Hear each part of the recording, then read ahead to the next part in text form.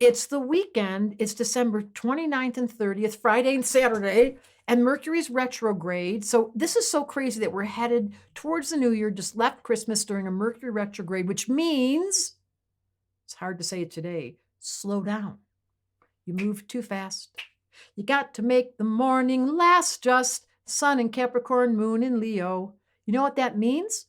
That is a very strong personality. There's 3 planets in fire. We got it going on. Be careful, because when the new year's coming around and you're feeling all excited and you're getting all dressed up, and I always flick my hair during Moon and Leo, there's 4 planets in Earth.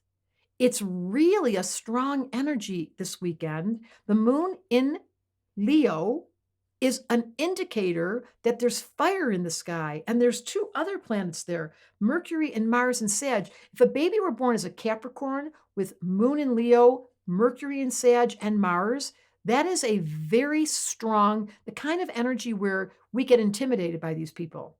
I would say to you, when you feel this energy, because here we are on the weekend, you have the right to dress yourself up, pull up your energy, and show off. Now, on the 30th is a birthday of someone who really got in a pickle, Tiger Woods. And I love that he came back. He was accused and was actually seen doing some things around sexuality and around abuse, and that whole conversation, that Capricorn, with Leo, the Capricorn energy is they always get caught.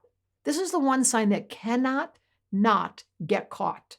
For some reason, they find themselves in legal situations or being called out for not telling the truth, and they really get focused on in the public side because the moon's in Leo. So be thankful that no one's watching you with cameras, but everything those people do that have Leo energy and Capricorn, because they're the best at what they do, that's him, Tiger Woods, we're all watching. And then we find an excuse to throw things like the Mercury retrograde, because when someone role models for us excellence, we're both enthralled and then we get pissy. And that's what happens with fire personality types. This is actually a combination that Madonna has in a different order, Capricorn and Leo. We love their excellence. We follow them. We pay a lot of money to go see Tiger Woods. And then when they fall off, we're like first ones to start accusing them of all kinds of mean things. So I always say, turn on your observer, notice the people in the world that are in public eye. I know they're triggering you. They're supposed to. That's what Leo does. It's a very energetic moon that gets loved and gets hated. And then I ask you, can you neutralize it? This would be my New Year's resolution. I'm going to ask you to pick a word this year that's going to last for the whole year, that you're going to use as your New Year resolution. And one of them might be kindness. Like, what if we could do that? We could look at Tiger Woods and the drama of these characters in our world who are archetypes, who are public figures, and rather than just reacting and triggered and say we don't like them, if we stood back and asked this question, what's it like to be them? How'd they get that job? That's a very Leo question because they're self-conscious about taking up so much room. So, Tiger Woods, I have a lot of compassion for you.